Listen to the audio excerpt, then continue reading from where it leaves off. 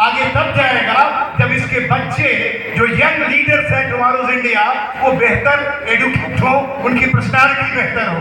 इसलिए जरूरी है कि हमें सोचना है कि शिक्षक अच्छे कैसे बने, कैसे बढ़िया टीचर बने। और दूसरा, ये देश कब आगे जाएगा जब नौकरी मांगने की जगह हम नौकरी देने वाले बने। आप देखिए यहाँ हर्ष मधोक बैठे हैं, आप देखिए यहाँ सिंह साहब बैठे हैं। अगर ये न होते इतना बढ़िया स्कूल कैसे होता?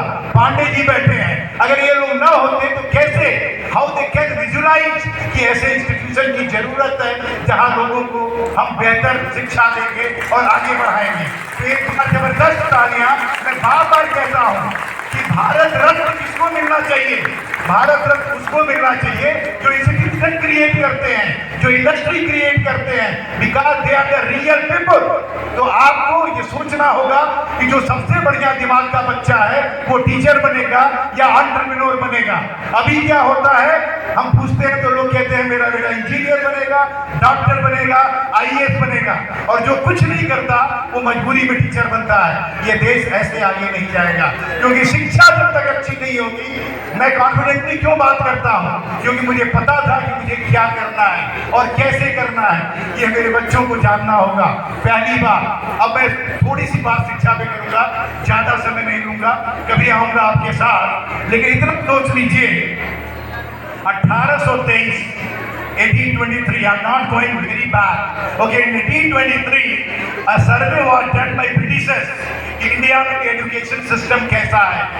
बेल्लारी डिस्ट्रिक्ट का, कर्नाटका का मैं एक एग्जाम्पल लेता हूँ। वहाँ बताया गया कि केवल मद्रास प्रेसिडेंसी में जितने स्टूडेंट इंडिया में हैं उतने पूरे इंग्लैंड में नहीं थे। आप इसको ध्यान दीजिएगा, 1823 में भारत की शिक्षा इतनी आगे थी कि पूरे ब्रिटेन में उतने स्टूडेंट नहीं थे जितने केवल मद्रास प्रेसिडेंसी में थे।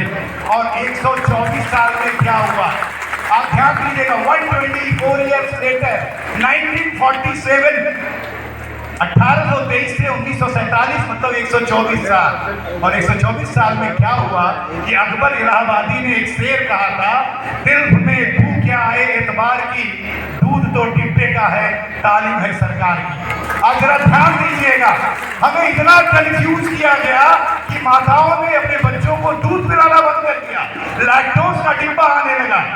आप सोचिएगा इस भारत को पीछे करने के लिए क्या क्या व्यवस्थाएं हुई हैं, और अगर आपको भारत को आगे ले जाना है तो कुछ करना होगा। अभी शिक्षा व्यवस्था घूमते घूमते एक लेवल पे आई है, बहुत अच्छी नहीं कहूंगा, but that is again A level. लेकिन अभी शिक्षा की दशा क्या है? थोड़ा पढ़ लिया काम छोड़ दिया, ध्यान दीजिएगा, थोड़ा पढ़ लिया काम छोड़ दिया, और पढ़ लिया गांव छोड़ दिया, और ज्यादा पढ़ लिया देश छोड़ दिया।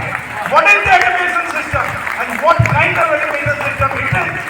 तो अगर आपको अपने देश को आगे ले जाना है तो हमें प्रोफेसर एपीजे अब्दुल कलाम की बातों को याद करना होगा। वी आर स्टैंडिंग इन 2022 और कलाम साहब ने कहा था कि 2020 तक भारत विश्व का सबसे बड़ा देश, सबसे विकसित देश बनेगा। लेकिन 2 साल आगे आ गया, क्या हम वहां पहुंचे? हम नहीं पहुंचे। कहाँ कमी रह गई? We have to ponder over that, कहाँ कमी रह गई, क्या करना है। तो इसको स्टडी जब मेरे ही तरह एक केमिकल इंजीनियर है, I hope you might be knowing his name, professor R A. Mashelkar. कितने लोग उनका नाम जानते हैं? Professor R A. मासेलकर वो अटल बिहारी वाजपेयी के साइंटिफिक एडवाइजर थे। वो रिलायंस से लेके जितने बड़े ग्रुप हैं सबके बहुत अच्छे मतलब बोर्ड ऑफ गवर्नर्स में है। He is the best innovative person in India. What he said that if India want to become one of the most developed nation we should certainly stick to Panchsheel of new millennium. 21वीं सदी के पंचशील की जरूरत है। किस पंचशील की? पहला point इन्होंने कहा स्टूडेंट सेंट्रिक एजुकेशन। शिक्षा कैसी होनी चाहिए? विद्यार्थी केंद्रित होनी चाहिए। जिस दिन क्लासरूम में बच्चों को आनंद आने लगेगा, जिस दिन बच्चे क्लासरूम में झूम के जाएंगे, अटेंडेंस के डर से नहीं जाएंगे, वो दिन होगा जब हम कहेंगे शिक्षा अच्छी है। तो एजुकेशन सेंट्रिक फिलॉसफी बनानी है, एजुकेशन सेंट्रिक मैनेजमेंट करना है, और संतृप्त बलिया हमें लगता है कि ऐसा कर रहा है और उसे करना चाहिए। अपने स्कूल को और इम्प्रूव करें। दूसरा है वुमन सेंट्रेड फैमिली। 135 करोड़ का ये देश जिसमें 67 करोड़ महिलाएं होंगी, 50%। अगर मैं अपनी बेटियों को, अपनी बहनों को और अपनी माताओं को अगर मैं पीछे छोड़ता हूं तो ये देश कभी आगे नहीं जाएगा। So equal participation of ladies, क्योंकि एक रथ जिसके 2 पहिए हैं, अगर एक पहिया टूटा फूटा होगा और दूसरा बहुत बढ़िया होगा, कितना भी बढ़िया घोड़ा हो, मोदी जी कुछ कर लें, अगर औरतें नहीं आगे जाएंगी तो ये देश आगे नहीं जाएगा। तो अपनी माताओं, बहनों और बेटियों के लिए आप एक जोरदार तालियां दीजिए कि हम देश आगे ले जाएंगे, साथ साथ ले जाएंगे। तीसरा पॉइंट है, बहुत ज्यादा समय नहीं ले रहा हूं, लेकिन इतने बढ़िया प्रोग्राम के बीच मैं लखनऊ से आया, 5 मिनट से ज्यादा नहीं लूंगा। तीसरा पॉइंट है knowledge centre society. This is information era.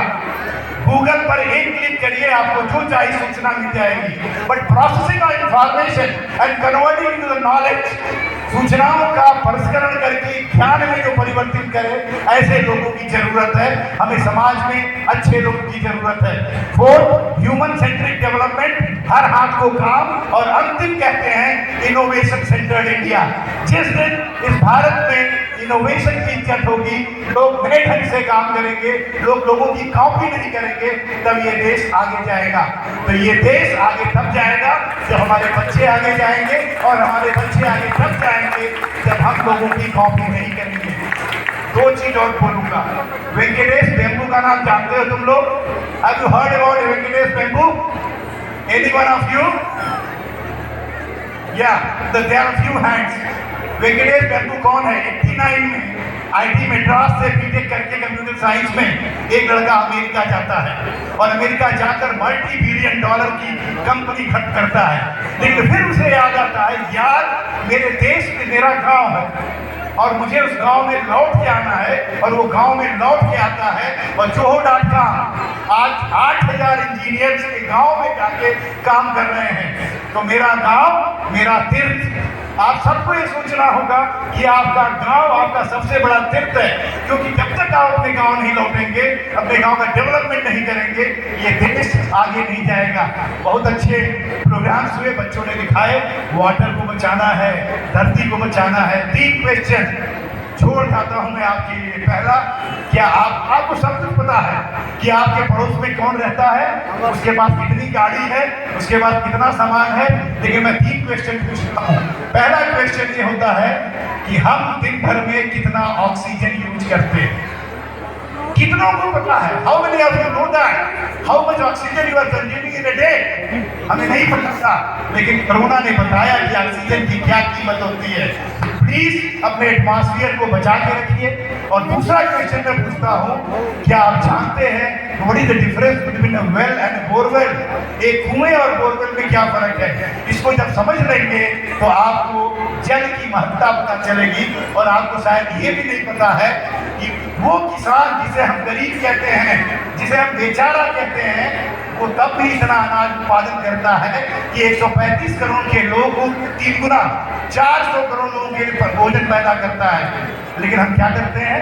हम इंजीनियर्स, हम डॉक्टर्स और हम एडमिनिस्ट्रेटर्स उसको नष्ट करते हैं। आपको नहीं पता होगा, केवल बंबई जैसे शहर में 2 करोड़ लोगों का अनाज केवल चूहे खा जाते हैं। आप सोचिए what the mismanagement we are doing. तो हमें सुधरना होगा, खुद को इंट्रोस्पेक्ट करना होगा और देखना होगा एजुकेशन कैसे होनी चाहिए। तो once again congratulation to Sunbeam group, आप बहुत अच्छा काम कर रहे हो।